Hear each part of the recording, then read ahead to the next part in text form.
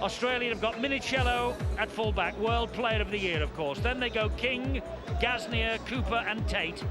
Barrett is alongside Gower. They're formidable. The forwards, Sivanasiva, Badiris and Riles. In the second row, it's O'Donnell, Fitzgibbon and Kennedy.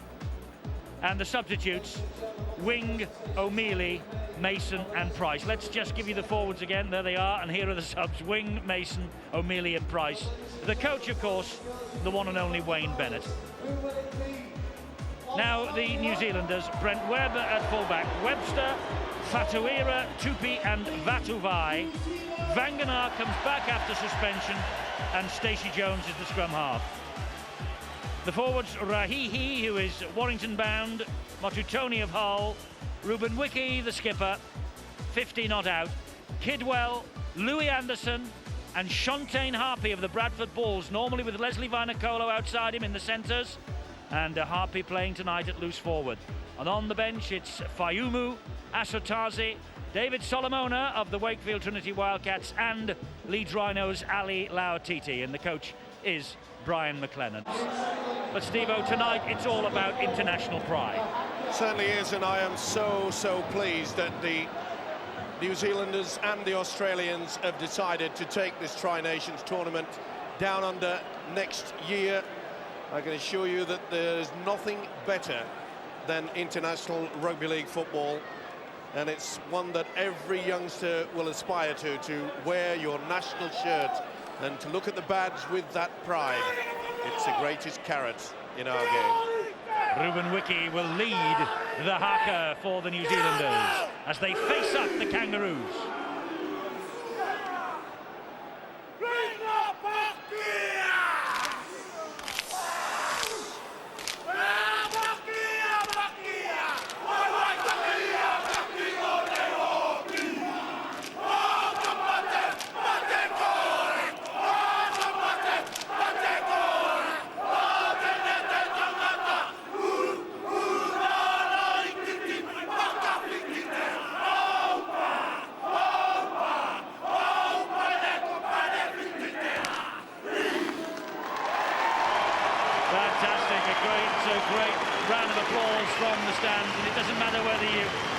Ply your trade across the Tasman in Australia, whether you're in New Zealand itself, whether you're playing Super League here in Great Britain, the national pride of the New Zealanders there for all to see. And it's a truly international occasion because Steve Ganson, who was in charge of the very first Tri-Nations match in Sydney in October, is in charge of this one here at Ellen Road tonight as we bring the curtain down on a fantastic year of rugby league in this country in 2005.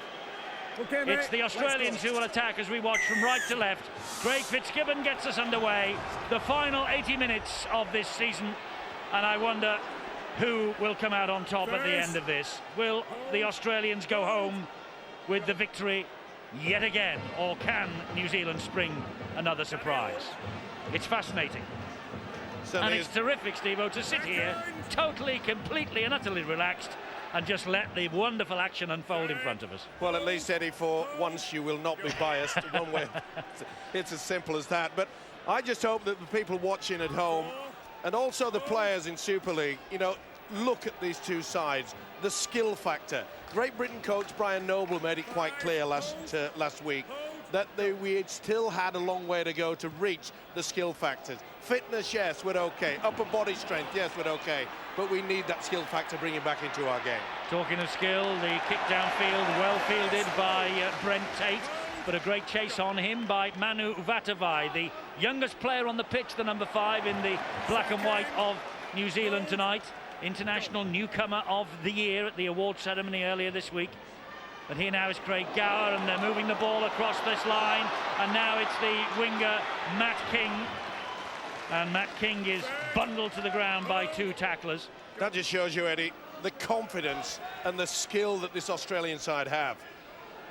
It went 5 passes directly underneath your post. In Millwood, it's very few teams will do that early in a game. Yeah, but it's all about reaction, what's in front of you. You know, in this tournament so far, Steve-O, games have averaged over 50 points a game, and over 9 tries a game have been averaged. So we're into some fun here tonight, I think.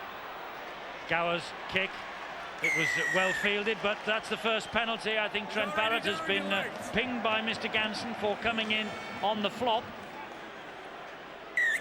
Well, that was good work.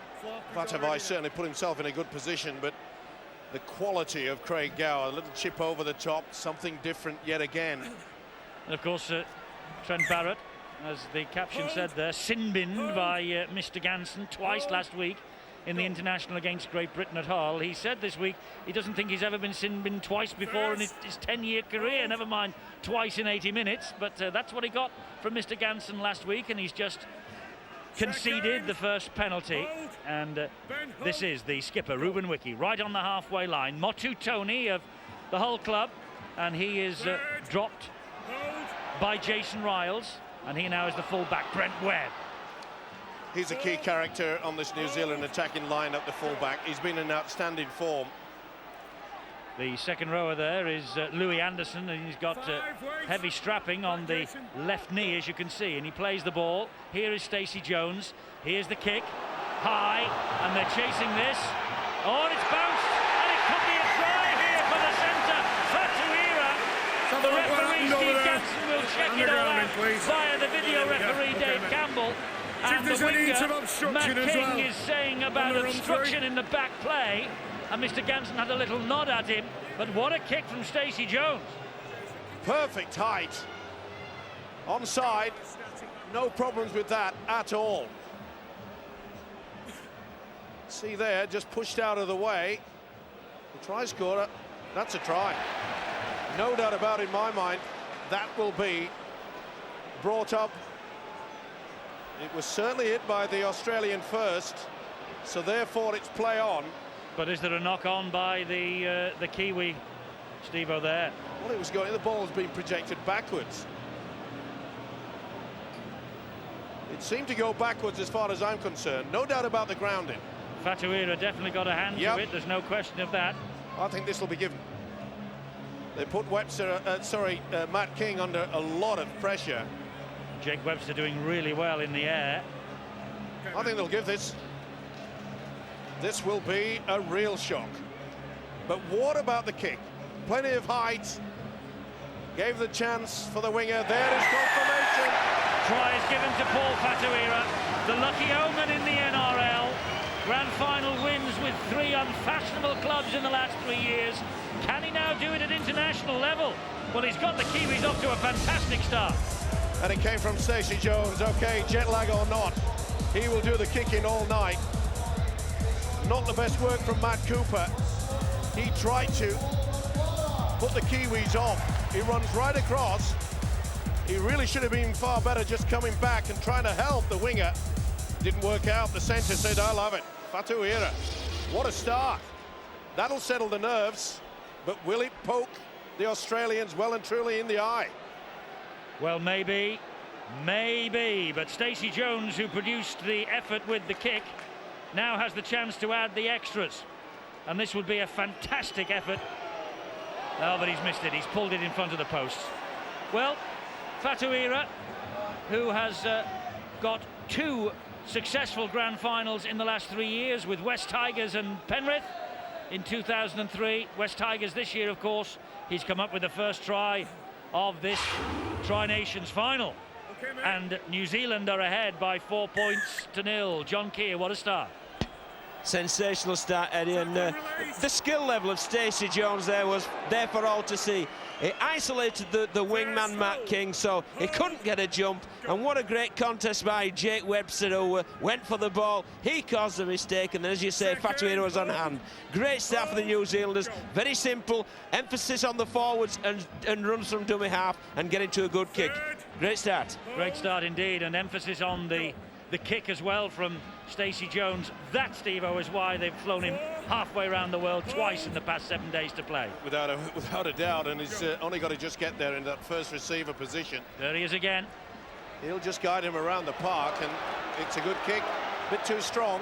It is, and Anthony Minicello was content to allow the ball to run dead in goal. Brian McLennan, what a job this fellow has done. Of course, the son of Mike McLennan, who was in charge at St Helens in this country. Well, the feeling is, Eddie, that amongst the camp that Brian McLennan has actually brought back the best team spirit that's been seen with the Black and Whites for several years. They really are a tight-knit unit. And people like Benji Marshall not here, Sonny Bill Williams not here, but they've played their part in this tournament, and they are playing this part in this final. But that's a great offload. And here is Minicello again, hauled down in the end by Ruben Wiki and Stacey Jones. With the Kiwis holding up 4-0 lead, what they'll try to do, as you say, they'll play pretty keen. Oh, was that obstruction? Wonderful hands here, and this is Cooper, and he gets down the line and finds Matt King, but there are three there, and he's forced into touch by wonderful New Zealand defence. They're up for this, the Kiwis. Are they ever? And that just shows you, doesn't it, the tension that's going in. They came as team spirit. Junk here. What defence, Steve? Well, there's 5 men in the tackle there. 5 New Zealanders got across half a bus there by the Aussies, but then 5 across there, just covering for Van Ganaar's mistake. He misread the defensive line earlier on, but his teammates covered for that mistake. Sensational work. Fantastic work indeed by New Zealand, who have started the game better maybe than even they could have hoped for. This is Manu Vatuvei. They call him Baby Jonah, but he hates the nicknames down under. Second. Of course, reference to the great Jonah Lomu of the other code. He says he just wants to be known as Manu Vatuvei, and he's the youngest player on the pitch, as I say, and the newcomer of the year. Got a big future ahead of him. That ball, well, how did that find its way to Motu Tony? By the way, these are good tactics by the Kiwis, just running from dummy half, trying to see there, trying to milk a penalty, and Jones will just guide them around yet again. Another That's good a kick. great kick. It is a great kick, but again, it just runs touch and goal this time. But it was asking the questions all the time of Matt King, wasn't it? Wayne Bennett's been there, seen it, done it, got the T-shirt. He's seen all this before. And here they come now, the Australians, in the shape of Luke O'Donnell, who made his international debut in this tournament this year. It's now with Trent Barrett. Good feet from Barrett, but good defence again from David Kidwell to claw him to the ground. Badiris to Craig Gower. Flick pass to Fitzgibbon. He's hammered to the ground, though, on the halfway line. Badiris, the Australian captain this evening. He was hooker in last year's grand final as well. This has got to be Danny Badiris' career highlight, I'm sure. There he is, number 9 in green and gold, dummy half, and he takes the ball from Ben Kennedy, and the kick from Trent Barrett, and that is going to run too deep as well. Well, he tried the backspring on it, but it didn't work. You say Wayne Bennett, one of the men who really wanted this Trinations to get off the ground last year. It's been a wonderful success. This is Louis Anderson, wanted by Gaznia. The mere fact, Eddie, that I'm looking forward to it going down under next season. Second. Hold. 4-0, the New Zealanders lead. Only 3 Australians, by the way, who started last year's Tri-Nations final in this starting lineup for the Kangaroos tonight. Here is Paul Rahihi, who's on his way to the Warrington Wolves. The 4th tackle, though, in this set of 6 for New Zealand. 9 minutes gone. The Kiwis ahead by 4 points to 0, and a drive forward by the loose forward, Shontaine Harpy. Plays the ball to Motu Tony. Here's Stacey Jones again. Tactics are obvious, aren't they? Kicks out wide, looking to test the winger Matt King. But on that occasion, Jake Webster couldn't stop the ball from sailing out on the full. Ball brought back to where the kick was taken. Well, this is a dummy, the step over. The Kiwis have brought that back into the game.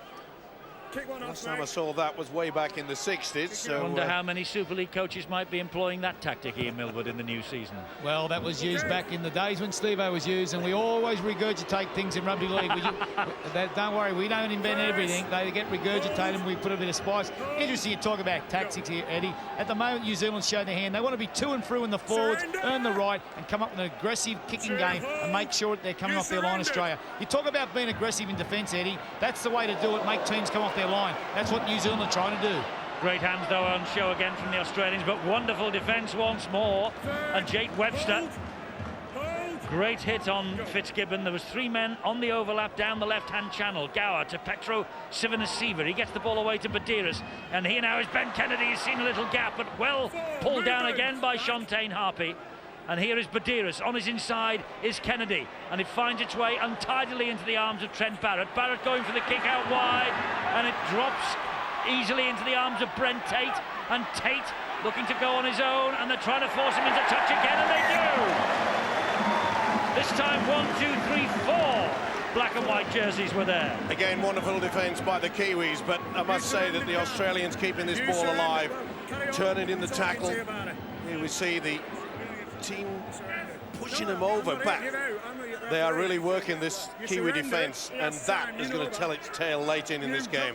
And the key there is, Steve, is to work their forwards over, because they're going to rely on heavily with their go forward on there. And the other things the Australians will be happy about there is they've given the New Zealanders the ball back on their line for the first time in their game. Okay, they come up with an error, but they're starting off their line, and that's where they can be aggressive now. And the Australians looking to be aggressive in the tackle, and Clinton Tupy was the receiver of that one. This now is David Kidwell. David Kidwell, sub in the 1999 Trinations final. Spent a couple of years at Warrington in Super League in the early part of this century. Now it is with Fatuira, the try scorer, that has given the New Zealanders the lead by 4 points to nil. We're 11.5 minutes into this Trinations final. Rahihi, good hands to Kidwell.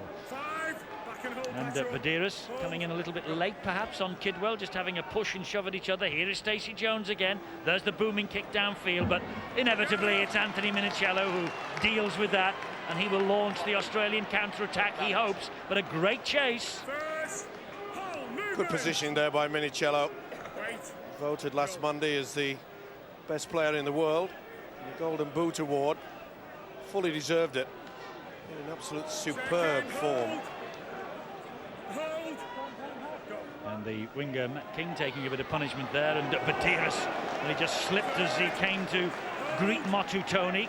Took a bit of a belt for his trouble. This now is Barrett, and Barrett flicks the ball back. It's picked up out of the air by Gower, and Gower just dropped the shoulder. Little half break again. Important tackle round the legs that was, and unfairly Ruben Wiki had another pull at Craig Gower's legs. Sheer desperation there from Ruben Wiki. Again, the Australians are half breaking through this New Zealand defence. Little doubt about it, just wouldn't release him. Gower wanted to get on with the job, but they are hanging back a little bit of the Kiwis, and that can only spell danger. First penalty to Australia. It's here now with Gower, and this is Jason Riles. Motu Tony in, the first man. Again, there are 3 and 4 black and white jerseys hunting the man in possession with the football in the green and gold. And it's Badiris at dummy half. He gets it away to Trent Barrett, who goes up the middle. Kidwell was low down. Ruben Wiki over the top. Badiris could easily have got the penalty, but they managed to keep the ball alive. Bounces one way, then the other. Should be back knock to 6. on. Oh, knock on both ways. Interesting to see who'll be. New Zealand's head and feet. It looked to me as though it was Fatuira that got the hand to it.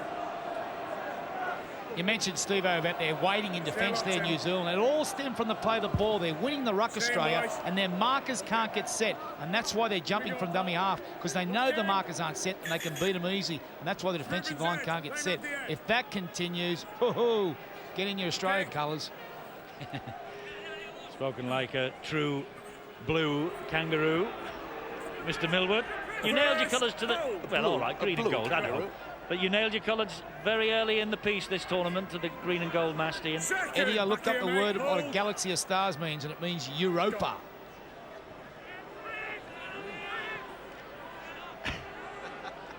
Silence is golden. 14 minutes gone. New Zealand ahead by 4 points to nil. Ruben Wiki, though, for New Zealand. So important that he stays on the field for a long time on his 50th Test appearance. It's important as well that New Zealand get a good kick away. The last 2 have been quite poor, right down the throat of Minichiello. Here's Stacey Jones. They put pressure on him, and there's the kick that, well, it actually bounces in the field of play from the fullback Brent Webb, but it was not the tidiest kick, although it does the job. Good pressure, though, by the Australian defence. They started to pick out Stacey Jones early. He had to offload. Brent Webb, a try in the win against France in Toulouse last week, and 2 tries, of course, against Great Britain at Loftus Road. Good to see that the British crowd, by the way, has come out to support the concept of the Tri-Nations. Over 25,000 tickets sold earlier this week, and looks as though we're going to be a little bit over the 25,000 mark here tonight, which is terrific news for the international game. They go wide, Australia again. Good hands. It finds its way into the arms of Gasnier. This fellow is the best centre in the world. No doubt about that.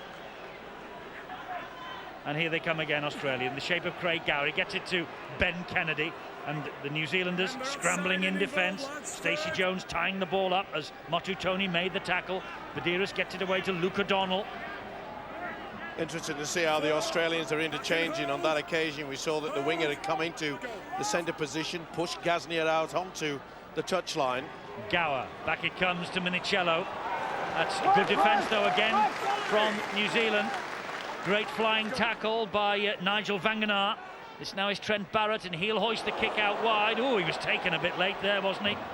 Ball is bouncing around all over the shop, and the ball is stabbed through, and they're looking for Badiris. They're going to get an extra set of 6 here. But I tell you what, Trent Barrett is still groggy in back play. 1 second, I want to have a look at something there. Interesting to see whether he was really taken out illegally. With Trent Barrett? Certainly appeared late. Left elbow. It's Rahihi. Well, he lined him up. No touch judge report. Oh, that really. I mean, it didn't hit him in the face, to be fair, but it was definitely an elbow into the chest. Okay. Well, Steve Ganson's asking the video referee about the incident. There's no advantage for Australia here because they're already going to receive the ball from the dropout. But would it be a problem if they did put him in the bin? But I don't think that's going to happen. I think he's going to call him out for caution, but. Well, if he gives a penalty, Ian, where the incident happened, that will be a benefit to Australia. It will be, Eddie, but Australia will not go for the 2. Because at the moment they're making plenty of yardage coming out of their half, and they just want a couple of back-to-back sets in the opposition half because their second phase plays very well. They're beating the first defender. It's their scrambling defence at the moment, New Zealand, that's keeping them in the game. Any possession Australia get will cause problems. Paul Rahihi got out of the way quickly then. Okay. And he's come off the field and has been interchanged. But Mr. Ganson wanted a word with him. That's smart, coach. Brian McLennan got him off the field. That is a smart coach. Okay.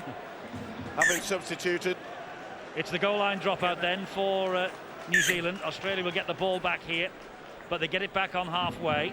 Play on. And Craig Gower has it for Australia. Gives it then to Jason Riles. First, back in the hole. Full credit to the New Zealand defence as well. At times they're very slow. You see some are moving up, others aren't. And that's always going to be a danger, but they are scrambling back. Australia getting the half break, just haven't made that clean one as yet. This is Craig Fitzgibbon. Yes, testament to the Kiwi defence that they haven't got through. It's Badiris and Gower on the angle, and the pass into the arms of Luke O'Donnell, but good defence again. Asatazi in there, the man who's come on for Paul Rahihi. Here is Trent Barrett, and now it's with Riles, and they manage to hold him up again. Gower will spin it this way. Oh, interception! Away goes David Kidwell! David Kidwell with all the kangaroos after him. Oh, and he's hammered by the wing of Brent Tate. Tate says, come here. Well, Kidwell wonders what on earth, and that's a penalty. It's going on. They're throwing it. Oh, someone's been king hit from the back as well. Well, we expected it might be a bit tasty, but we thought that would occur in the opening minutes. It's taken 17 3/4 minutes for it to explode. Just sheer frustration. Threw the ball at him. And then it was on, but someone got king hit in the back play. Kidwell, I'm not so sure he was onside. This is the incident where Tate's is back. What have we got, boys? And Luke O'Donnell went into him. They threw the ball away. And then it was on. Right, straight into it. Bang. But someone came right from the left-hand side. And I think Luke O'Donnell copped a beauty. Well, Mr. Ganson has taken that's been checked. Reports from both touch you two, the judges. captains, sorted out. Original penalties, New Zealand, for the interference after the break. Get on with it, sort your teams out. Yeah, we checked it up there, there's no problem. No, it's not. Well, the Australians believe that Kidwell was a mile offside at the play of the ball, but they didn't go back for that. They just looked at the fight. That's what I was asking you about. They did not go back for that. For a bloke who sent Adrian Morley off in the first couple of seconds of a test, I think it was great he kept them all on the field. Didn't put a bloke in the bin. Well, it's... now, a lot of people say it's not a match unless there's a bit of fisticuffs, and it certainly is a test match now. Here is Ruben Wiki. Well, you normally see handbags at 10 paces, but Great offload. there was a few making the mark. This will play into the Kiwis' hands now. Stacey Jones, and he finds the fullback, and here is Wiki.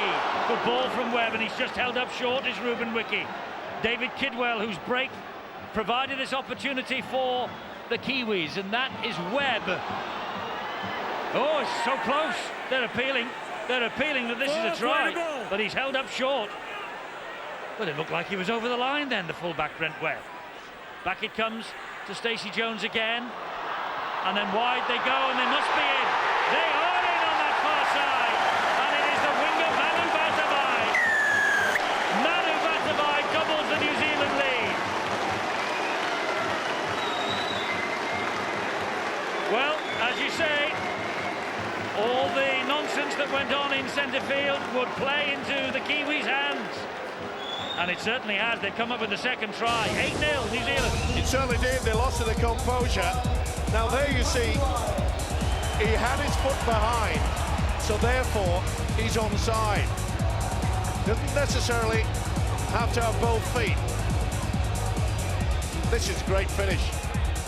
Great finish in there, and Brent Tate, for some unknown reason, hesitates out wide. What's this? Tate, he really should have gone early. And Vatuvei has all the strength to finish it off. Simple dummy run. And what a finish. Great ball boy. wide too from Clinton Tupi to Manu Vatuvei. The 19-year-old comes up with his third try for New Zealand.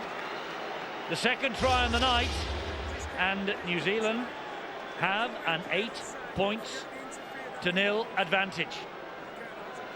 And Stacey Jones is a little concerned with the pitch markers over on that far side. He's already taken the flag out that marks the 20-metre line, and now he's just kicked the pad that says 20, just to get his run up right for this. Missed with his first conversion attempt from the other side, but that's the angle he has this time here at Ellen Road tonight. And this for a sensational 10-0 lead, but he's pulled it the wrong side of the post. But Australia 0, New Zealand 8 in the Tri-Nations final. Well, the Aussies just lost their composure, especially the winger Tate there. He's undecided, he doesn't know which way to go, and when it happens, it's too late. He should have been right in front of him quicker than that. He looks calm, doesn't he, Brian McLennan? But he knows 2 tries against the Aussies. What a dream start, and fully deserved. You've got to take your opportunity. But can the Australians regain that composure? Little doubt in my mind that little bit of fracas has helped the Kiwis. I think, Steve, you have to take your hat off to the wingman Vatuvei there as well. We can criticise Tate, but let's applaud Vatuvei because his body positioning as he went for the line, it was very low, it was driving and it was very determined, and that's a great try. And we felt the Kiwis' dam was going to burst with the Australians exerting the pressure, but they get to the other end of the field and they come away with the 4. Well, if Australia are to win the Tri-Nations in 2005, it'll be a direct contrast to what happened here 12 months ago, when at half-time they led Great Britain by 38-0. Now they are 8-0 down, and Stacey Jones is conducting the orchestra, and that's a fantastic high kick. What a take now, under a lot of pressure. That's one of the reasons why this guy has been voted the best in the world. It was a beautiful kick again from Stacey Jones. But it's a great tactic, Steve, isn't it, as well? You know that Minicello's such a great returner of the ball, so give a high ball, and then all your defensive line can get there to take him as he receives it, and you've eliminated him from that tackle. Knock on by Ben Kennedy, and I noticed that 1 or 2 of these Australians are looking and questioning Mr. Ganson. You can't blame the referee for that. Ben Kennedy wanted to get on with the game. Play the ball, you've got to regain your position and then place the ball. He did it absolutely in reverse, and that's the reason why he lost it. In the tackle before, though, Steve-O, and the errors, they've made 4 to New Zealand's 0, as you've just seen crawling through the top of your screen. In the tackle before, there was a bit of a complaint to Mr. Ganson from the Australian. This is Tupi again. Well, they've got to forget about the guy with the whistle. They've got to make sure that their defence is pretty solid. I think the green and golds are rattled here, you know. Oh, without a doubt. And this is Louis Anderson. And that's an important tackle by Ben Kennedy. And there is David Fayumu, who's just on. He gets it away to Kidwell. And Kidwell with nowhere to go. Absolutely bottled up then by the Australian defence. Craig Fitzgibbon making the tackle. Fayumu again. It's now is Stacey Jones. And he flicks it back to Shontaine Harpy. Oh, a high shot there. And Harpy through. And if he could have got the ball away to Brent Webb, he was over under the sticks. 4 tackles gone. Fayumu again, going on his own. Fayumu bang underneath the Australian post now. And Brent Webb is the dummy half. Back it comes to Stacey Jones. The kick out wide. It's worked for them so often. It could work again. It has worked again. He's got it. Manu Vatavai with the try. He'll just have to check for the offside, will he? Having a long talk with the touch judge. Not given Just yet. have a look what happened there, mate. Judge just feels the Australian player made a Carter. Dancing all the way around the area. He thinks he's scored here. So do I. Again, a beautiful way to kick from the little halfback Stacey Jones, creating all sorts of trouble for the green and golds. He went very early, didn't he? Very early indeed, Tate. And he gets it stolen. It's a smash and grab. And he's got the 4, no doubt about that. This will come up as a TRY. Most of the British in this stadium tonight, they said they wanted to cheer on the Kiwis. Well, they're having plenty to cheer about. This is a great take. It's a steal. And it's the 3rd try for the black and whites. Vatavai has just picked the pocket of Brent Tate. And this will be a try to New Zealand. And they lead by 12 points to 0. And I know we've talked about the work that they're having to do in defence, but Wayne Bennett will know that the longer this goes on, the greater the confidence will grow for the men in the black and white. Superb high kick yet again. This is the reason why they brought him from down under. Barely celebrating about the new birth. And he was on the plane. His wife said, yes, you can go. It's so important to you. And he's done it again. Kick into the right corner, produced a try. Now they've kicked into the left corner and done exactly the same thing. And Manu Vatavai with his 2nd try. The New Zealand warrior. And there's a bit of a conflab going on behind the Australian line as Stacey Jones lines up this kick. Now, is it 3rd time lucky? No. 3 tries, 12 points, no conversions, 12-0. It's still in Australia's hands, but as I say, the confidence will be growing in the New Zealanders, Ian. I think if you talk about New Zealand wanted before the game, they didn't want a fast tempo and they wanted field position. They've got both. If you look at their bench at the moment, Ali Lelati, Dave Solomona, outstanding forwards, have not entered the field of play because the tempo hasn't been at the speed where he's had to make instant replacements. And that's the key for Australia. Cut out the errors, maintain field position and get Jones away from your line from these attacking kicks. I think we saw very early as well, Sivanasiva went very high, trying to take someone's head off, instead of doing his job out there and doing the defence. You cannot carry anybody in international football.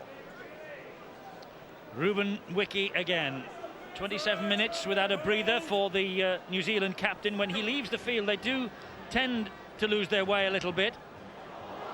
Asatazi, well, it's all coming off for them. He got the ball away. Stacey Jones got it wide to Anderson, and Anderson got it to Clinton Tupi. And the Australians are having a devil's own job in getting into this Trinations final. Look at that, 5 breaks to 1 for New Zealand. And this is Kidwell now, and Stephen Price gets him. Well, surprisingly as well, the Kiwis are finding those gaps in and around the play-the-ball area. Brilliant from Stacey Jones, gets the ball infield to Vanganar. Vanganar clips it down the line, and Minicello just tidies up the danger. But it will be a goal line dropout for Australia, and more pressure, a repeat set of 6 for the Kiwis. Super stuff. Little step, then the dink into the corner. Look at the chase there. Minicello couldn't take any chances. And they get the repeat. They are stunned. Well, I think the Aussies are stunned, Steve, but I think we must applaud how well that New Zealand are playing. Tactically, they're getting things exactly right, and it's obvious that Wayne Bennett has sensed that there's a problem because he's brought both props off, Riles and Sivanasiva, and interchanged them straight away. So there tells you where Wayne Bennett feels that the game's being lost at this moment in time. Drive forward here by Roy Asatazi, who was in the side, beaten by the Leeds Rhinos here in February in the World Club Challenge. Now it's with Wiki. Oh, an offload again and flick back. That was Harpy, and they have the men on the overlap wide here. Tupe. Oh, Vatavai puts the ball down. That was a hat-trick begging, and that could have been the Trinations final. I think you're right as well. Back on the inside, good positioning, and again we could see that Australia, they're having a lot of trouble down their right-hand side in defence. Good work by the Kiwis. They are spotting that. They're working well onto the left-hand side. Steve, I think one of the problems, not in that instance, but young Tate, what he's having a problem with Vatavai, when it gets down to man-on-man, he's backpedaling. He has to go forward at him, and he's buying time and backpedaling. He's making Gaznia feel very uncomfortable. When it's man-on-man, go at him. Well, these pictures being beamed live and this commentary live in Australia and New Zealand, people waking up down under to this Tri-Nations final, and do not adjust your sets. In Australia, it is a 12-0 lead that the Kiwis have, and they are full value for this. 3 tries they have scored. The 2 by Manu Vatavai. He got the second and third, and Paul Fatuira got things going. It's 12-0 to New Zealand, and Gower trying to do something about it for Australia. And here now is Marco Miele. And a penalty for hands in at the ruck against David Kidwell. Silly play by the second rower. It's given Australia the field position that they've been wanting for quite some time. And I think that Wayne Bennett has got the message out and said, listen, we may have a great three-quarter line, but we've got to have our forwards getting over the advantage a bit. Let's roll our sleeves up and get our shirts dirty. That's Mark O'Mealy again. Gets to his feet, plays the ball to Badiris. And Badiris attacking the line, flicks it back to Trent Barrett. Little half break and an important tackle low down again by David Fayumu. And it's with Craig Gower, and he manages to get the ball backwards, but it's gobbled up by the New Zealanders on the floor. That was good work by Brent Webb. Well, They're not at the races, the Aussies. If you want to measure enthusiasm, Eddie, it's little things like that. When there's a loose ball on the ground, who's going to react the first? Who's the sharpest to it? And it's been the New Zealanders all night there. Great work by Brent Webb, and that's consequently they've got the penalty from there. They've got a penalty for offside. They might have had a penalty also for a high shot by Ben Kennedy on Jake Webster. Didn't miss him either. Again, the frustration. And again, the field position is being given away. They'll be kicking all night with the Kiwis. They know they've got that 12-point lead now. But how embarrassing would it have been if all 3 conversions would have gone over? Indeed so. It's Rahihi who has returned to the fray. Wayne Bennett looking for the combination that will turn this match Australia's way as he makes the changes. And Asatazi will play the ball. Here is Stacey Jones. Back it goes to Brent Webb. Oh, that looked a touch forward. The referee agrees. Yeah, just delayed it a little bit too long. Nice move, though. You see on the different angle, definitely Webb just held it up. Clinton Tupi just a bit in front, but they really are working down that right-hand side, and they're doing the dummy runner coming and then another one coming round on the angle. Well, Clinton Tupi's one of the leading try scorers in this Tri-Nation series, and he runs very straight, direct lines. He doesn't run to a sideline. The other thing I'll pose to you too, Steve, wouldn't it be embarrassing for Australia if it was 12-6 at half-time, because New Zealand have completely dominated the first 30 minutes. You mentioned Clinton Tupi, and he's the only Kiwi ever to get 2 hat-tricks against Australia, including one in Sydney last month. He got one in 2003 in Auckland as well. 12-0, the Kiwis lead. 7 and a bit minutes to the half-time siren. What a first half it's been for New Zealand. Well, I think the Australians are a little bit surprised as well. Remember, there was about 15 minutes where Australia were making the half break, and they're making the errors, they're offloading there in heavy traffic, and it's not paying off for them. And they have another penalty here, New Zealand. You lost the tackle and And I used think him they'll to shove spin this round right to into the the front. corner. Gotta get out I the don't think side. they'll bother with the two so far out. Matt Cooper penalised Well, there's for one twisting and turning the player on the ground. Not only that, Eddie, is that the Australians are eager to keep it alive. We mentioned that in the opening minutes when they had 5 passes underneath their own post. Trouble is, it's just not coming off for them. Rahihi drives the ball in. They're 10 metres away from the Australian line. Go. And that's Faumu again. And here now is Stacey Jones. Pops the ball back. It's Asatazi. Roy Asatazi driving it in. And Australia having the devil's own job to keep them out. It's with Faumu again. Here is Stacey Jones. It'll be a fairy tale if Stacey Jones gets over for a try in this match. Brent Webb, the dummy half. Back it comes to Nigel Vanganaan. He drives it in straight again.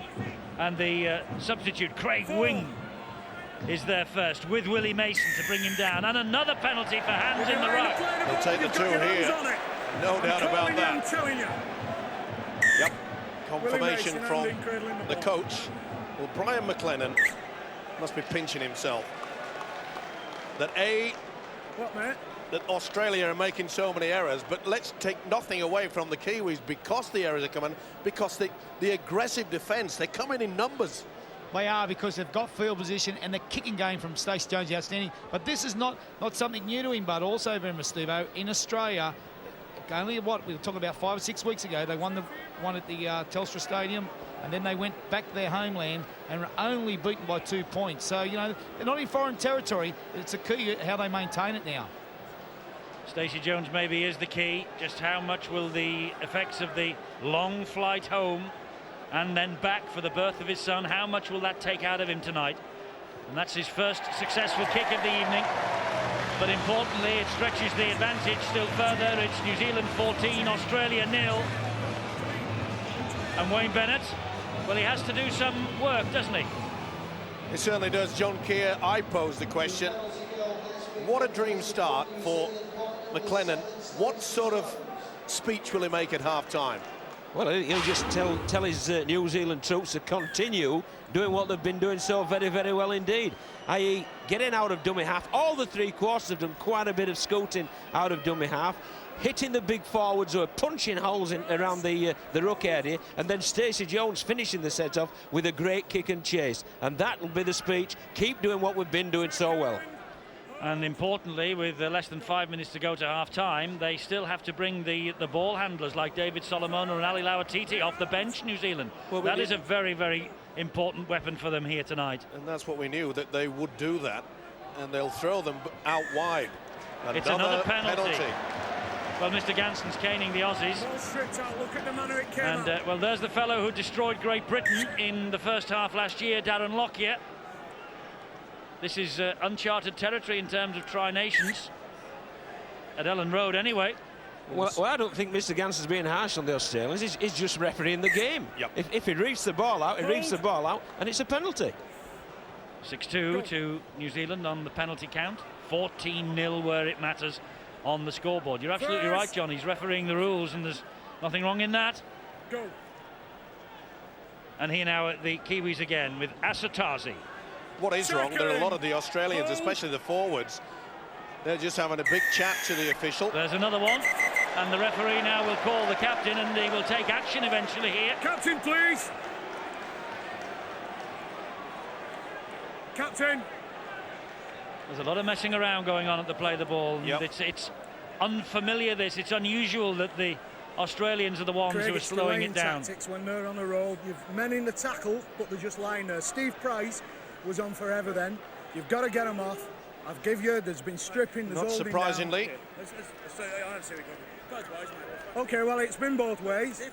Okay, well, let's sort it out and give him the opportunity. Okay, mate? Well, he's asked for both What are you ways, doing says too, Craig mate? Gower. But they're going to take the 2 points on offer here. New Zealand. And they've got to. And doesn't that bench look a little bit sick at the moment? Now, when you cast your mind back to last year in the Trinations, New Zealand were finding themselves in a good position, and they seemed to capitulate in the second half. I really don't think that the Australians can have that mindset and go in and say, oh, well, you know, they will fall apart. Because I don't think they will. I think they'll fight all the way through into the second stanza. Well, Stacey Jones, normally he will eat these for breakfast. New Zealand Warriors, Le Catalan next year in the Super League. And how important will he be to the French challenge that will be coming into the British competition in 2006? I think he will have a mighty influence on the affair in the south of France. And we will be seeing Le Catalan against Ian Millwood's Wigan on Saturday, February the 11th here, live on Sky Sports. The opening weekend of the Super League, Castleford against John Keir's Hull the evening before. That's all to come in 2006. February the 10th, February the 11th, the opening weekend of the Super League on Sky Sports. The week before, it is the World Club Challenge at the Galfarm Stadium, Huddersfield. The champions of the UK, Bradford Bulls against West Tigers. It's a Friday, February the 3rd at 7:30. We shall be live for all of that, of course. Hold. Go. Again, the New Zealanders quite happy to trundle it through with the big forwards. They know they've got the man, Stacey Jones, who can do the kick.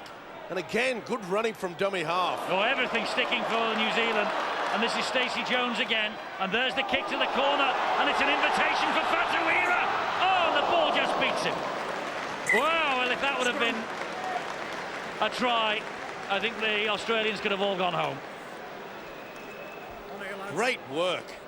That ability, and that just shows you the confidence, doesn't it? They couldn't get to him. Stacey Jones stumbled and was allowed to get to his feet and get the kick away. I think the big one there, Steve, was how well he read the game, though, because he hit the floor and almost immediately, as soon as he regained his feet, he weighed up the options, he looked at how many defenders were there, how many offensive plays, and just slipped a lovely kick behind. And if it had been a yard less hard, Steve, it'd have been a try. Yep. Steve, I think Stacey Jones keeps answering your question about last year. They led every tri-series game at half-time and wilted last year. The difference keeps coming back to that man, Stacey Jones. He didn't play last year.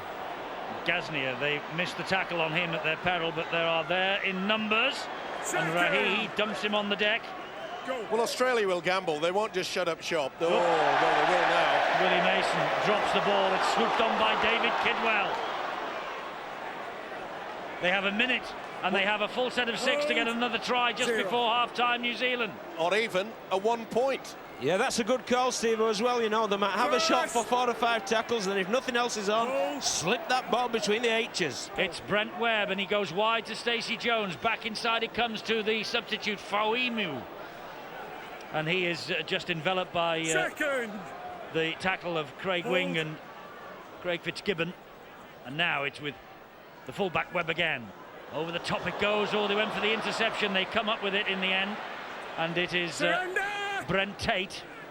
Well, they just went wide. They were looking really for the 4 points out wide then. Here is Fitzgibbon.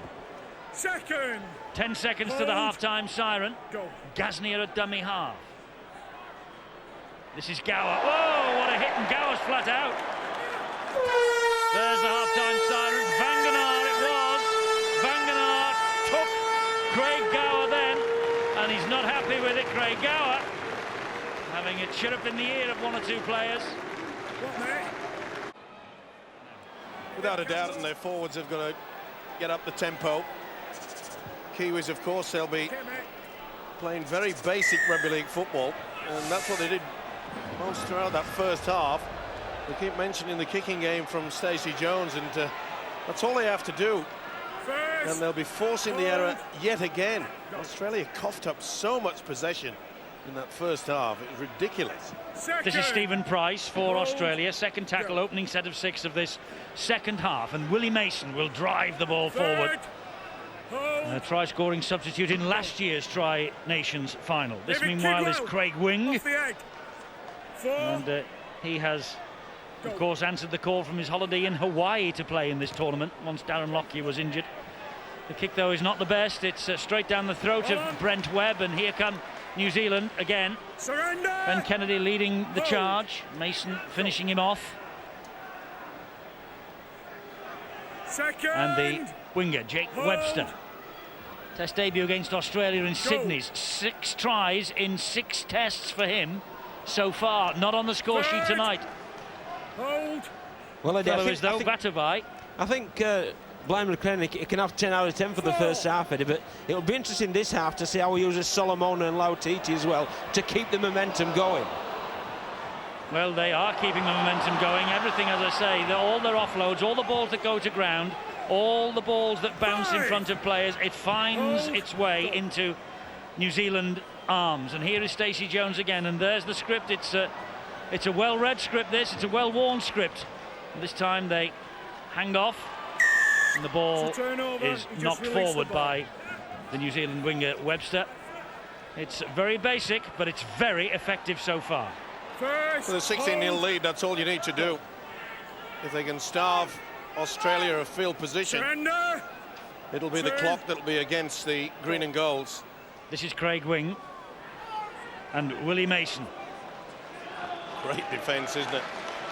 We spoke about the team spirit that this young coach Brian McLennan has brought to the black and whites, and they really are working hard for each other. The one thing that Wayne Bennett, he doesn't panic. That's the one thing about the Australian coach, and I think he would have said to them that we have got to get back into some sort of pattern. Craig Gow's gone for a 40-20 here, but Brent Webb gets it, just palms it back a little bit towards his own line, sets off on the run, almost gets away from Fitzgibbon, can't get away from Gower though. And this is Clinton Tupi. Will come down this left-hand channel again. Stopped by Brent Tate. And this is Anderson. I think they'll play this one out football, New Zealand, every time they're in their own half. Kidwell. It's only when they get anywhere a sniff of the Australian line will they become a little bit more confident. Try something different. That's a penalty to Australia this time. Space, I've told you about it. You're going forward off the mark. And moving off the mark is the referee Steve Ganson's version of events here. Travelling off the mark. Well, I think he's been hard done by that. He's moving off the mark, mate. For what we've seen in that first half go on in and around the ruck area. Not that the Aussies will be complaining. Well, the third penalty they've received from Mr. Ganson, and the first time that they have had such proximity to the New Zealand line in this second half. Well, this is the area where you normally see Minicello. Ball lost. And Stacey Jones gets it to Shontaine Harpy, and this is David Kidwell. Well, they look completely out of sorts, Australia. I know New Zealand are playing so well, but they look completely out of sorts. But was that dragged back by Rahihi? Well, it certainly looked that way. Well, it was a smart play. It was one-on-one, and I think he just played at the arm, and that forced the header. So Stacey Jones certainly didn't ask any questions, did he? No, didn't wait for any inquest, did he? As Asatazi drives it forward again for New Zealand. Inside Australian territory now with and again, the first and second markers in the Australian side, very poor, hesitant. And Rahihi hasn't heard the call. That's going to be the turnover. They haven't heard the call there. Oh, he's mad with himself as well, but not as mad as Stacey Jones will be. He was getting himself in a position. This is the incident where they coughed up the ball yet again, Australia. Definitely one-on-one, but I just wonder whether the ball from Rahihi went forward. Second hold. Anyway, it's all academic now. Here are Australia with Gower. He finds Fitzgibbon. We haven't seen much spark from the two halves either, and that indicates that the forwards aren't doing their shift work. They've got to get in. That's better. Willie Mason driving Australia forward on tackle number 4. Craig Wing waits dummy half. They're 25 metres away from the line. Barrett with a little dab over the top looking for Gower. Oh, the ball has bounced off and can't get it out. Offside. Offside against... Oh, the referee is actually asking the video referee to check whether it was a try. Well, it's a knock-on to start with. Knock-on, and then Louis Anderson, I think, picked the ball up in an offside position. But has Trent Barrett scored is what the referee is asking here. It's a neat little chip over, isn't it? Gower was there, picks it up well. I think it's short. Yeah, short. The ball's gone on. That's play on. There'll be no try. It'll be interesting to see how they restart this game. Maybe it's a knock on against Barrett, is it? He did well, very well, but he's short of the line.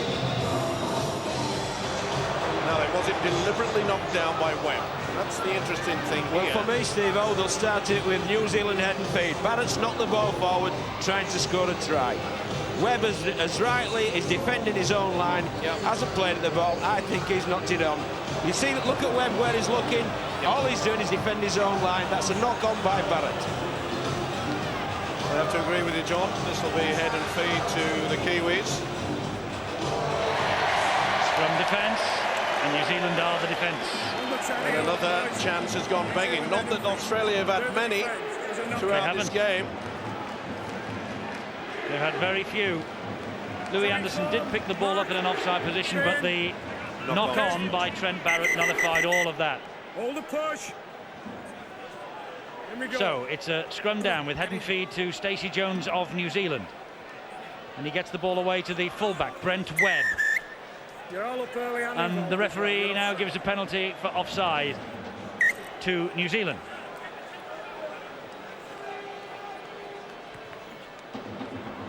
Stacey Jones finds touch over on the far side. It stays at 16-0. Let's go down to the sideline. Chris Warren with news from the Australian dressing room. Chris. Well, Eddie, I imagine Coach Wayne Bennett would be very disappointed with the way they have started the second half. There was one loud, clear message given to the Kangaroos at half-time, and that was hold the ball. You can't win a game without possession. And they've had two good attacking sets, and they've failed to complete both of them. So, I mean, if you look at the pre-match warm-up, it was like a finely tuned military exercise with precision, great execution, but sadly, as the game picked off, they'd all abandoned them. Nigel Vangenaar was looking for a penalty then, not coming. It's with Stacey Jones. And Webb almost through again. Plays the ball on the last. That was Louis Anderson. This is Stacey Jones again. Chip kick down the line. And finds Vatuvai, who tops it inside to Tupi. And the ball wide. And it's a good job that Matt Cooper was there to defuse that kick across the face of play. Let's go down to honorary Kiwi Bill Arthur. He's with the New Zealand dressing room. And it's a very satisfied Kiwi dressing room, but one that knows there's a lot of work to be done in this second half. And the message from coach Brian McLennan was discipline and completing the sets of six, which is exactly what they did in the first half, and which has been a hallmark of this Kiwi effort in the Trinations. They have been a lot more disciplined and cut out a lot of the errors that have proved so costly to them previously. Interestingly, David Solomona ready to enter the fray for the first time for New Zealand and could have a big impact. So good, Craig Wing. He was hunted down, but there is the Wakefield Trinity Wildcat. David Solomona prowling the line, waiting to come in. And the kick over the top is looking for the Speetzers out wide for Australia. Gasnier is there. So to Minicello, and they effect the tackle 5 metres away from the New Zealand line. Stacey Jones scurries in at dummy half. Much better play by Australia there, brought about by the run from dummy half from Craig Wing. They certainly need something to spark them. Well, this is going to be a battle royal. Interestingly enough, that Ruben Wiki has returned as well. And the New Zealanders, as I'm reminded, have survived, of course, with a 0 against the Australian name on the scoreboard. They survived without him. There he is, back to inspire his men to a famous victory, perhaps. And Stacey Jones on the last tackle just hoiks the ball downfield. Back come the Kangaroos, but only as far as Shantaine Harpy, and he got a very good tackling on Matt King. And look at the weight as well from the New Zealanders, forcing him back towards his own line. Here is Minicello.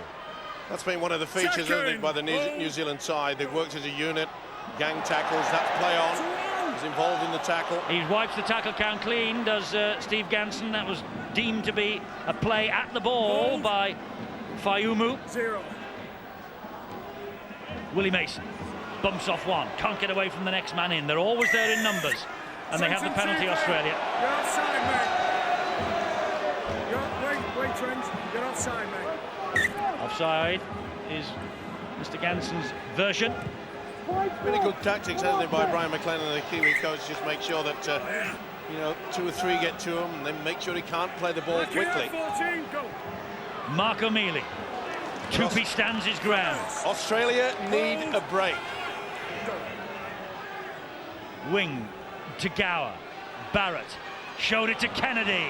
Oh, and it's lost again. They've lost again. Too smart. He was never on. It was a beautiful tackle low down. Kennedy, we know his ability to offload.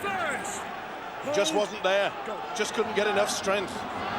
And here is David Solomona for New Zealand. Well, I tell you what, if Wayne Bennett's instruction to his team was hold on to the football, they have failed to respond to those words in this second half. And now New Zealand have another penalty. You're offside, mate. Well, the referee certainly is making this a stop-start affair in this second stanza. And that will be music to New Zealand's ears. Of course it will. Just basic. But look at the error count from Australia, 12. You can't win a game. And New Zealand just 3. They're not making any errors. And here they are with Ruben Wiki. Could be a famous night for Ruben Wiki on his 50th Test appearance. And Stacey Jones. And Stacey Jones, great ball. And that is Fatuira.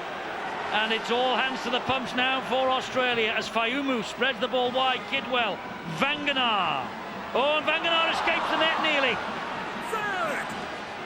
3 tackles gone, 3 remaining for New Zealand here as Fayumu finds Stacey Jones. It comes back, and this is Brent Webb, and Webb is in again. Webb is in for New Zealand, and it could be game, set and match. Received his own obstruction. It could so easily be game, set and match if this is given by the video referee. And I can't see any reason why it won't be. Excellent stuff. We knew what the tactics would be, that they would just drive in one out and only put something on where they could smell the line. They're looking for obstruction against Trent Barrett here. Well, Barrett was certainly battled out of it. No doubt about it. It was Anderson that went for him. Is he deemed to have stopped him an opportunity? I think he might have. The Australians may be very fortunate indeed. Nothing wrong with the grounding. Well, they're not interested in the grounding, just the obstruction. So here's the decision. I think there'll be no try. It's a try to New Zealand. And it's 20 points to 0 to the Kiwis with a kick to come. And Brent Webb has scored his 6th try of his international career. And the Australian supporters and players are stunned. Well, it's amazing and fully deserved because it's all basic, isn't it? They have not come up with the errors, the black and white. It appeared to me as though there was interference by Anderson on the standoff, Trent Barrett. The video referee, Dave Campbell, said no. He's been the star of the show, this fella, the fullback, Brent Webb. But what about this guy? What a character. Jet lag? What jet lag? Another 2 points to New Zealand. It's 22 points to 0 now.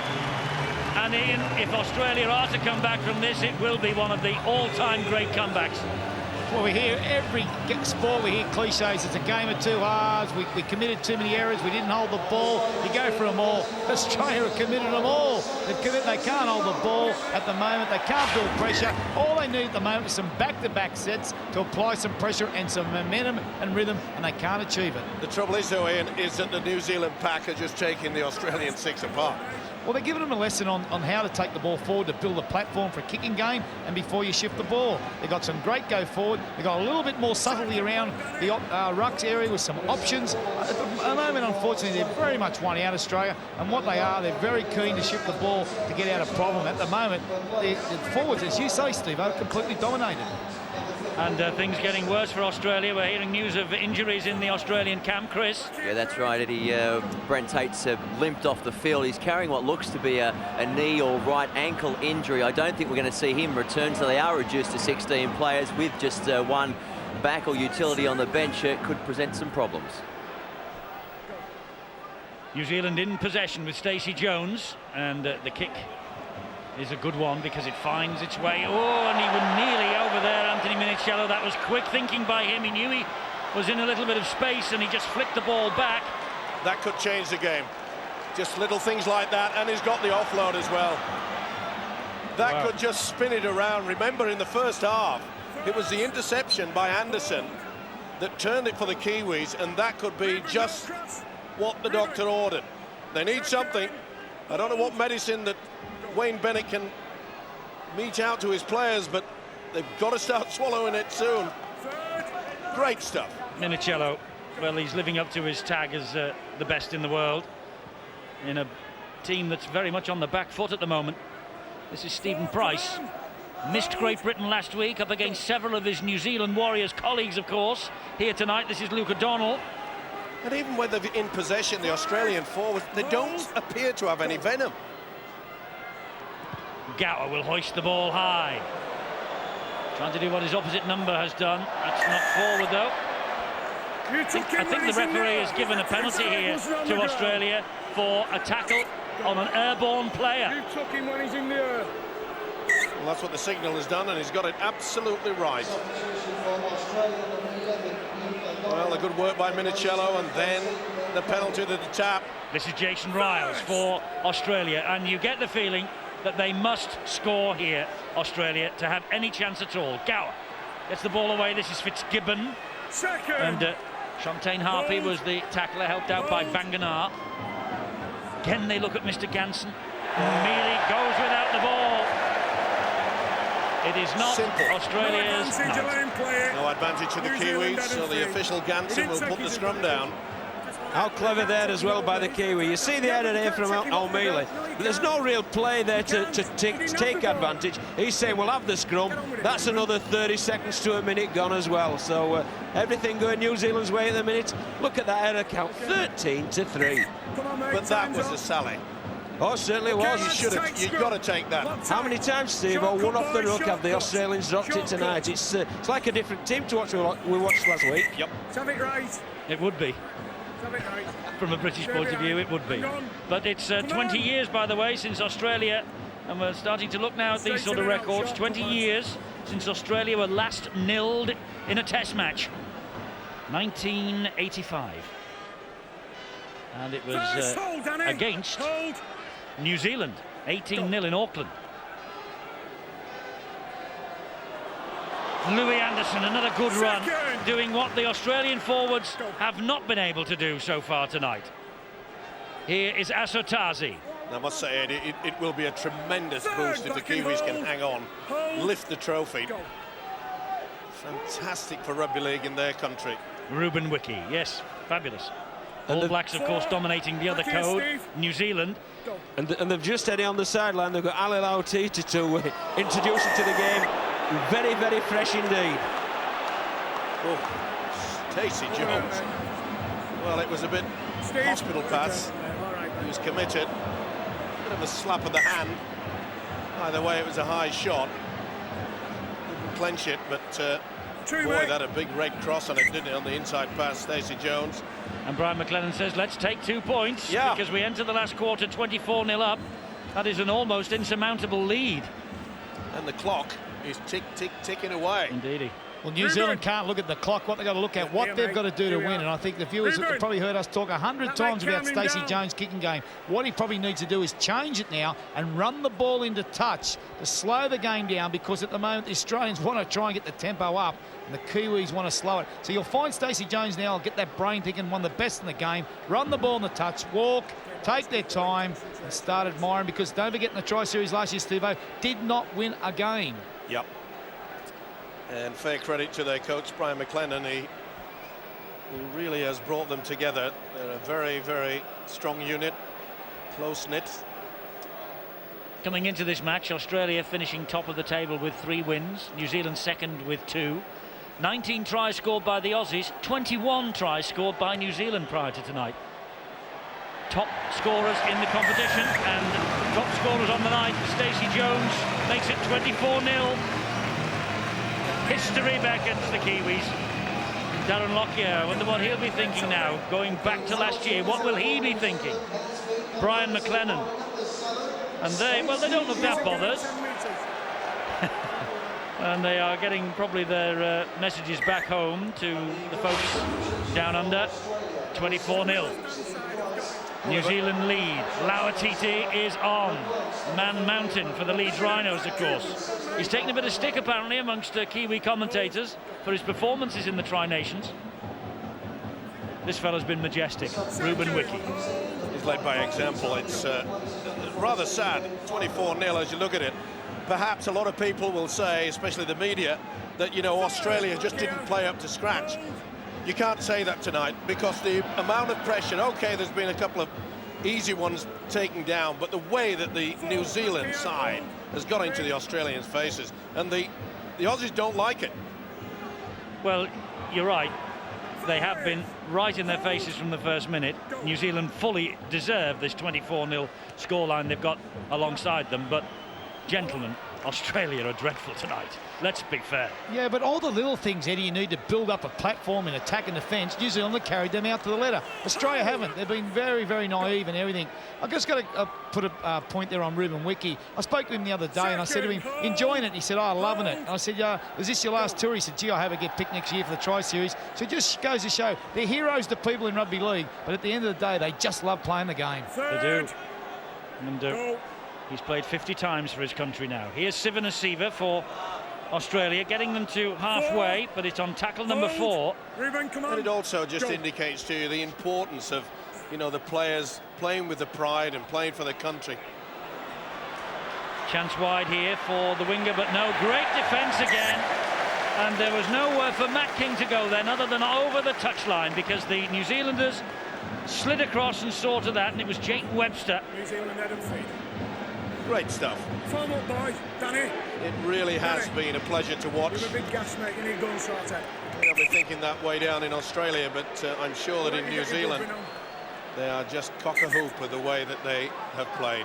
I think that's been the big thing about New Zealand, Steve, is the fact if somebody has made an error, which you're bound to do over 80 minutes of rugby league, what his mates have done is covered for him. Yeah. And they've all worked and worked and worked so hard for each other. You can feel the camaraderie, the spirit within the squad, and it looks as if it's going to carry them through. It does at this stage.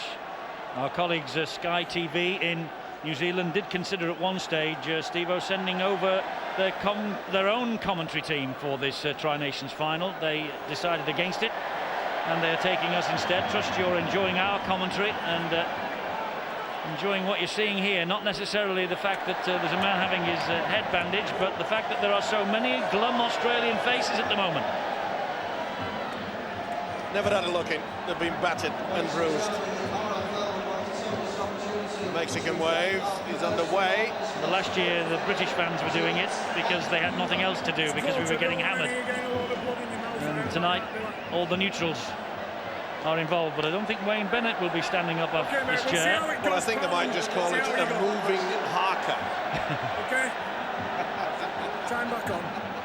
So these players talk a lot about this carver they drink, Steve-O. Have you ever tasted and what's in it? Because Rafika Palestina is supposed to be training with Wigan on 7:30 on Monday morning. I'm just going to wonder if he's in a fit state. They will party long into the night if they win this. There's no question of that. Even though Palestina is not involved in the match itself, you can bet your life he'll be involved in the party. Well, I have tried that carver and I don't recommend it. Take it off him. Take it off him. Nigel Vangenaar is hurt, and the referee wants the ball taken off him. And they say they can't get it off him because his ankle. All right, mate. He's hanging on for dear life. True, mate. He knows that there's a few seconds. Okay, this clock has been stopped, but they will be enjoying this. The Kiwis. Not even the great Australian sides Nigel, of can you play the ball in a minute yesteryear before you can go on? pull this back. That I have no doubt. Just went down awkward. he did. His ankle got stuck underneath Petro Sivanasiva. Yeah, and then he got rolled over it again. Got the double No dose. problems in the tackle, Dave. What, mate? So the referee just giving them time to get Mr. Vangenaar back on his feet, but I don't think The most important terribly thing, one of the most important things about this game as well. I think has that's him been, finished. That's him finished for this game. It was. yeah, it went over it very badly. But I just like the way that the New Zealanders have been able to just disrupt anything that the Australians have done. Oh. They've never been able to get any momentum. You often talk about getting the roll on and how it's hard to stop. The Aussies haven't even started. No, they've been tremendous of the New Zealanders, and all credit to them. But it's a sad sight to see that Nigel Vangenaar there is his Trinations final. He's finishing with that, but he won't want the stretcher, will he? No, he's going to be taken off the field by the training staff. And we see Vangenaar leave the field. Thoughts to Paul Deacon, of course, of the Bradford Bulls in Great Britain, who has dealt with the injury he received in the match against the Kiwis a few weeks ago in exemplary fashion. He took all the heat out of the situation with Nigel Vangenaar, issued a statement.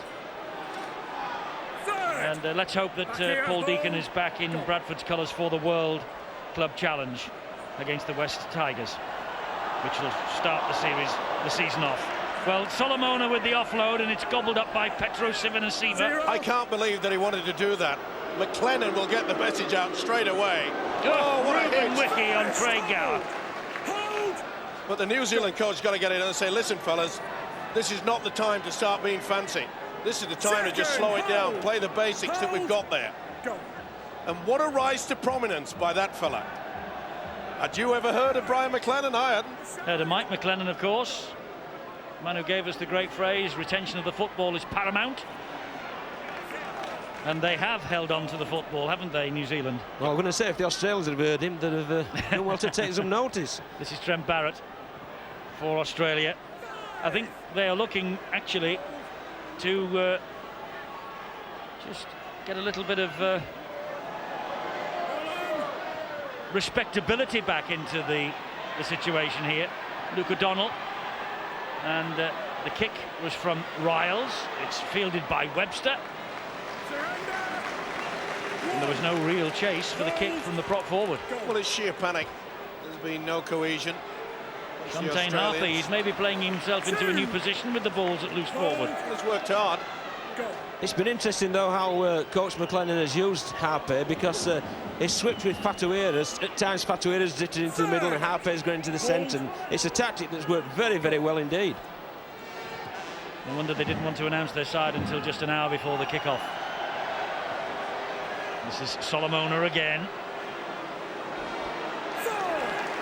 And you can see on that occasion, there was never going to be any chance that he was looking to offload. This is Matutoni.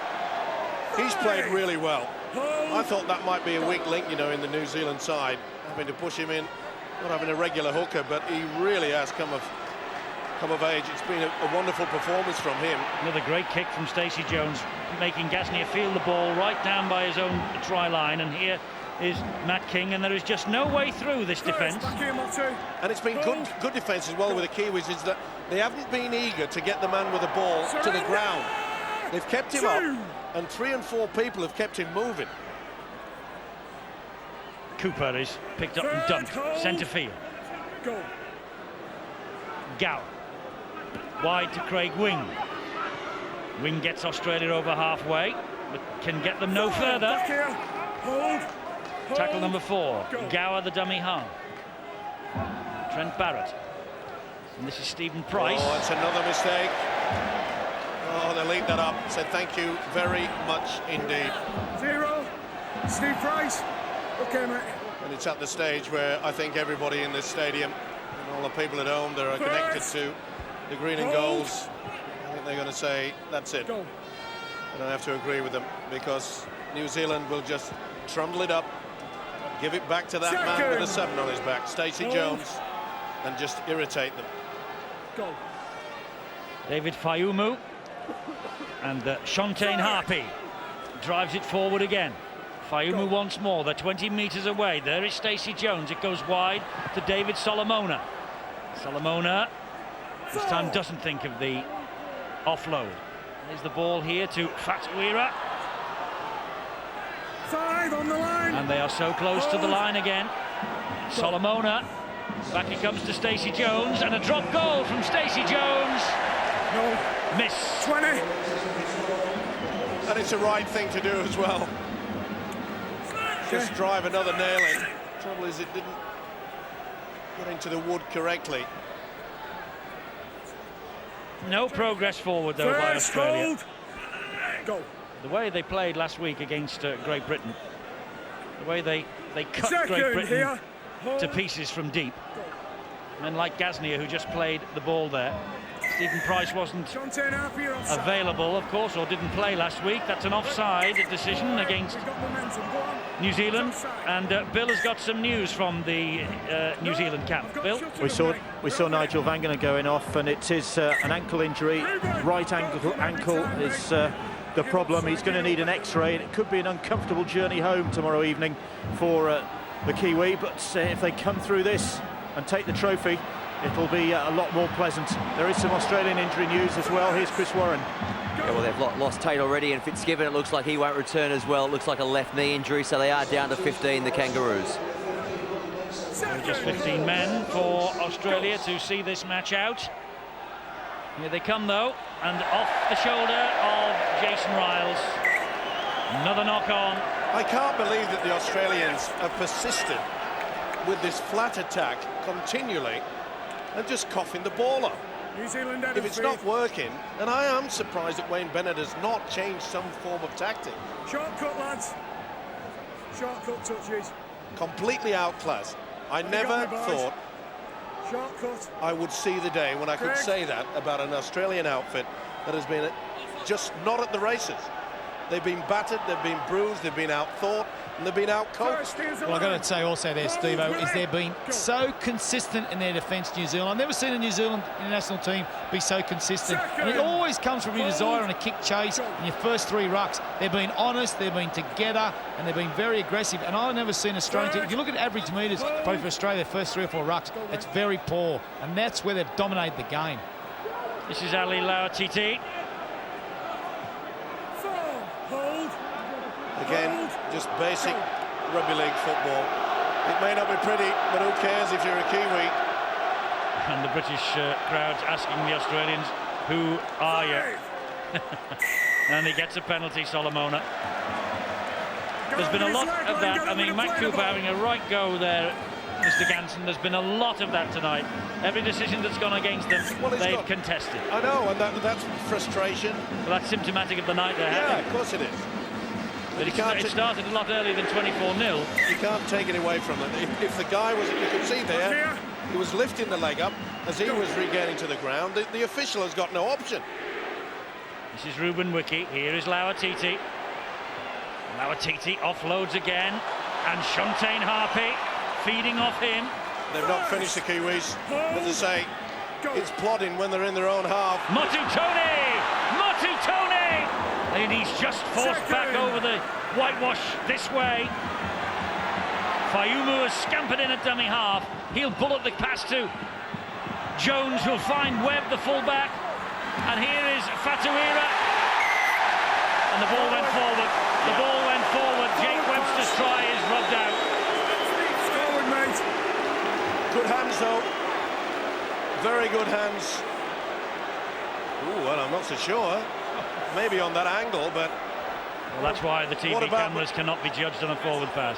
What about the momentum rule, though, Eddie? Watch his hands. That's the secret. His hands are going backwards. I think that should have been allowed. I agree with you. I think that was a great piece of skill and a great finish. And it'd been a fitting way to round off this Tri-Nation finals. Just watch his hands. That's the secret between whether a pass is forward or not. And his hands went in a backward direction. That should have been allowed.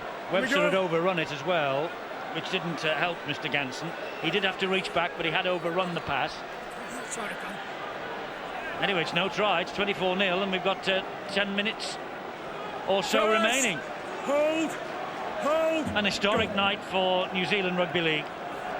They will have watched their cousins, the All Blacks, sweep through this country, and they will want the headlines themselves in the morning. And they deserve them as well. But there, the tackle before was an example of what I've been trying to say, in as much that they just keep the ball carrier, they hold him up, second man comes in, third man comes in, they've just battered them. Any respectability for Australia. That ball went backwards, it was actually touched, I think, by a New Zealander, and the referee agrees. This is O'Mealy, it's back to 0 in the tackle count. That's tackle number 1. Badiris. An Australian captain who's going to go home beaten in a major final. Haven't had one of those for years and years and years. And a pity it's not the red, white and blue of Great Britain from a purely xenophobic point of view. Here is Gasnier. Gajner is spun to the ground by the tackle from Lauatiti. Craig Wing, good on his feet. Gets the ball away to O'Donnell. Manu Vatavai with the tackle. And play on.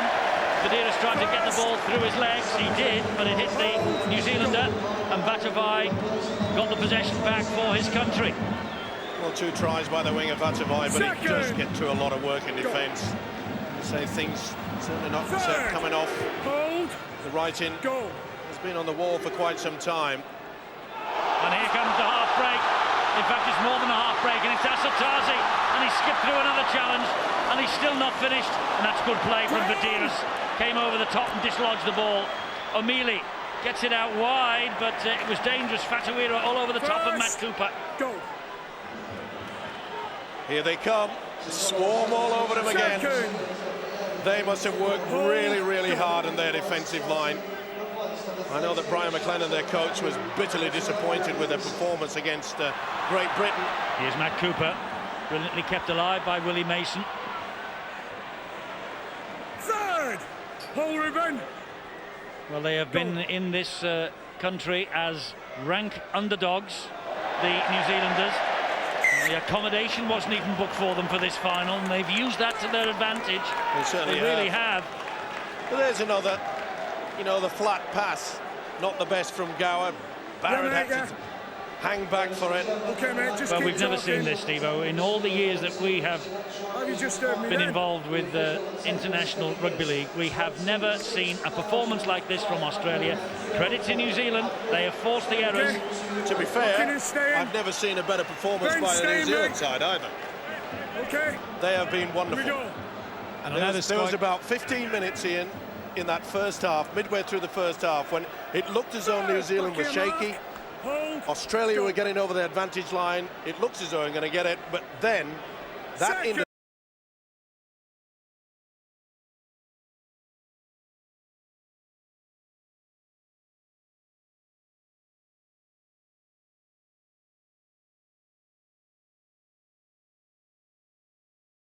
those for years and years and years. And a pity it's not the red, white and blue of Great Britain from a purely xenophobic point of view. Here is Gajner. Gajner is spun to the ground by the tackle from Lauatiti. Craig Wing, good on his feet. Gets the ball away to O'Donnell. Manu Vatavai with the tackle. And play on. Badira's trying to get the ball through his legs. He did, but it hit the New Zealander. And Vatavai got the possession back for his country. Well, 2 tries by the winger Vatavai, but he does get to a lot of work in defence. Say things certainly not coming off. The writing has been on the wall for quite some time. And here comes the half break. In fact, it's more than a half break, and it's Asatazi, and he skipped through another challenge, and he's still not finished, and that's good play from Badiras. Came over the top and dislodged the ball.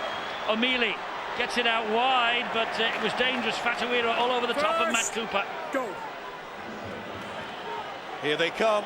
Swarm all over him again. They must have worked really, really hard on their defensive line. I know that Brian McLennan, their coach, was bitterly disappointed with their performance against Great Britain. Here's Matt Cooper, brilliantly kept alive by Willie Mason. Third, whole ribbon. Well, they have been in this country as rank underdogs, the New Zealanders. The accommodation wasn't even booked for them for this final, and they've used that to their advantage. They certainly really have. But there's another, you know, the flat pass, not the best from Gower.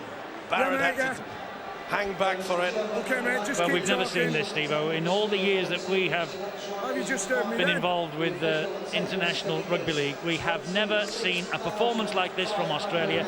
Credit to New Zealand, they have forced the errors. To be fair, I've never seen a better performance by the New Zealand side either. Okay. They have been wonderful. And there was about 15 minutes in that first half, midway through the first half, when it looked as though New Zealand was shaky.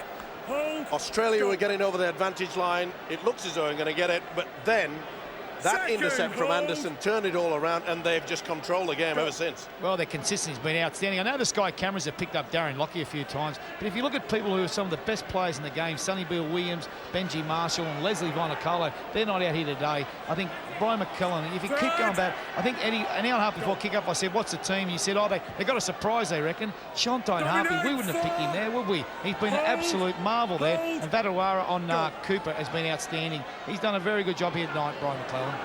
This is Ali Lauatiti. The ball is fed wide to Manu Batabai. Here he goes again. The offload back to Clinton Tupi. And they're just hanging off, aren't they? Australia, they are not. And they haven't closed them down in the tackle from the very first whistle. Motu Tony and Ashatazi. And here is Lauatiti. And Lauatiti offloads to Tony. And Tony slides the kick through, and Trent Barrett diffuses the danger for Australia. Surrender! Allows that for confidence, just keeping the ball alive, spinning around. You can see that most of the Australians were just hanging around, waiting to see what's going to happen. Second, hold, go. Boy, there'll be some battered bodies on this Australian team after this game. It's been a wonderful effort defensively, hasn't it, by the Kiwis? Great ball from Gower to Kennedy, and the offload. This time it sticks to Minicello, and Minicello over the top to Matt Cooper. And Cooper is pulled down by Jake Webster. They don't want to concede a try, do they? Here's Gower. And again they force him out. And they hold him up short of the line. That's the last tackle. Danny Badiris waits at dummy half. Gives it to Kennedy, and Kennedy goes without it. And that is typical of Australia's night. Yet another error. I can't believe what I'm seeing, because remember at Wigan, when they took on Great Britain, within 3 of the last minutes of that game, in atrocious weather, they were flipping the ball back, running the angle, scored sensational 2 tries, and here, perfect conditions, no excuses. 19 errors. 2005 will go down the year that England has not been a good country for Australian sport. We look at the cricket, we look at Costa Zoo in boxing, now we look at rugby league. Not a good year, and it gives everyone hope next year for the Tri-Series, especially those England players sitting back in their living room saying, I want to be on that boat.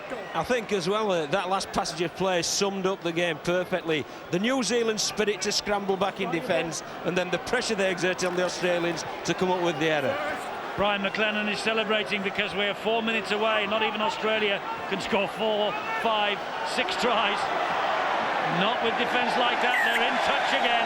That's been the story of the night. Yep. Keep the man up in possession. Keep him up off the ground. Swarming defence. And congratulations to that fellow and all concerned. Well, they came here 12 months ago and they never won a match.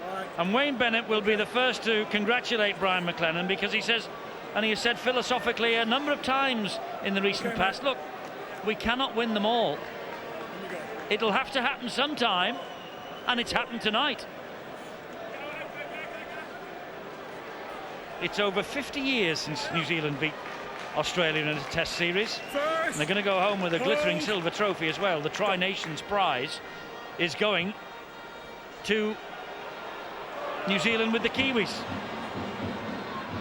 and they're still not finished. This is the fullback, Brent Webb. He's been the man of the series for me. Oh. Brent Webb has been absolutely superb, and look at the enthusiasm. It is wonderful.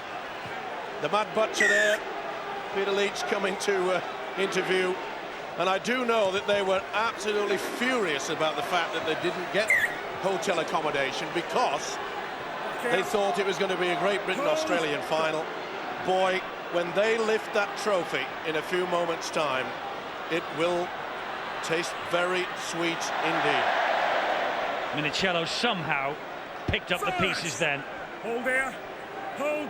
Motto. They nearly dropped the ball again then on the first tackle. This is Gower. And this is Willie Mason. Second on the line. Australia looking to make sure they are not nilled in an international for the first time in 20 years. Barrett. Gaznia escapes 1 net. Escapes 2 nets. No, he doesn't. Off it goes to Kennedy. Kennedy offloads to O'Donnell. O'Donnell over the top. Here is Craig Wing. Great defence again. and David Kidwell should be a penalty, that, and it is. It's got to be. Madeira's to take the quick tap, but away, they've got it out wide. And this is Gower. This is Craig Gower. And he's dropped it. The ball has gone forward, and it's no try. Wayne Bennett, a resigned little shrug of the shoulders there, I think. Well, that was knocked out. It was also, it went backwards. I think it was knocked out anyway. Doesn't make any difference. One apiece, isn't it, anyway, with the New Zealand disallowed one? Okay. Brian McLennan. He's come out of nowhere. He coached in the lower grades in New Zealand. Nobody had heard of him. Boy, they've heard of him now. His head in, please. Get up. Okay, we go. Well, I do hope that when they fly back, they will receive a hero's welcome, because this has been nothing short of superb. We're entering the last minute, and New Zealand are ahead by 24 points to 0. What will this do for the international game? It's wonderful. Absolutely wonderful. And it just shows that the ability, and of course the junior development coming through in New Zealand, is starting to bear reward, and I think it's just sensational for it. But for men like Ruben Wiki and Stacey Jones, legends of the game in New Zealand, it is a fantastic, well, I was going to say end to their international career. Stacey Jones has made more comebacks than Frank Sinatra. Oh, I think this will be it now. And, but Ruben Wiki has said, as Ian Millwood said, he wants to be involved in next year's Tri-Nations. So maybe he's not done yet.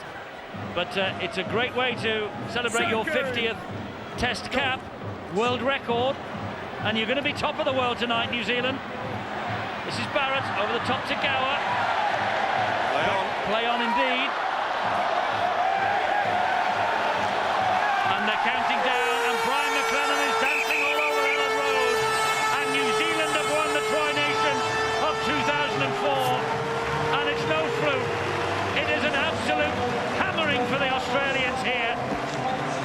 They started with the win in Sydney for the first time in 46 years. And they have finished with a win here in the final that is richly, richly deserved. And Wayne Bennett and company go home beaten in a series for the first time since 1972 in the World Cup. It's been a long, long time since Australia have been outplayed at this level, but outplayed they have been.